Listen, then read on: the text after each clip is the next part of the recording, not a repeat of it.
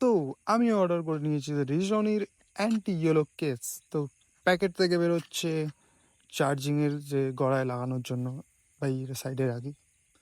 তারপর কি আছে, স্টিকি পট, ভাই জানি না কোনো দিন কাজে লাগাতে পারবো কিনা, মানে ব্যবহার করবো কিনা, তো এটা এখনও সাইডে রেখেই দিই। তো অ্যান্টি ইয়েলো কেস, যেটা কখনো হলুদ হবে না বলেছে, তো সেটা বের করা যাক। তো বের করছি অ্যান্টি ইয়েলো কেস। যাই হোক, এটাকে ব্যবহার করার পর আমি এরপরে একটা রিভিউ ভিডিও বানাবো, কিন্তু এখন এটাকে খোলা যাক, দেখি কোয়ালিটি অ্যান্ড যে মেটেরিয়ালটা ব্যবহার করেছে তার কীরকম বিল্ড কোয়ালিটি বা কেমন কি আছে, ফার্স্ট এক্সপ্রেশন। যে কখনো ইয়েলোই হবে না। এর আগে তো আমি ভাই প্রচুর কভার ব্যবহার করে ফেলেছি, কিন্তু তাও আমি তো এটা অর্ডার করেছি আমার আইফোন 13-এর জন্য। তো বক্স থেকে বের করেছি, ভাই প্যাকেজিং নর্মাল, একদম বেসিক। তো ঠিকঠাকই লাগছে, খারাপ কিছু লাগছে না।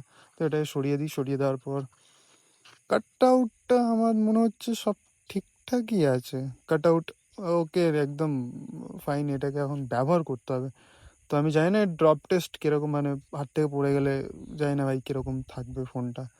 এটা তো হাত থেকে না পড়লে বোঝা যাবে না। তো চলো, বাই বাই।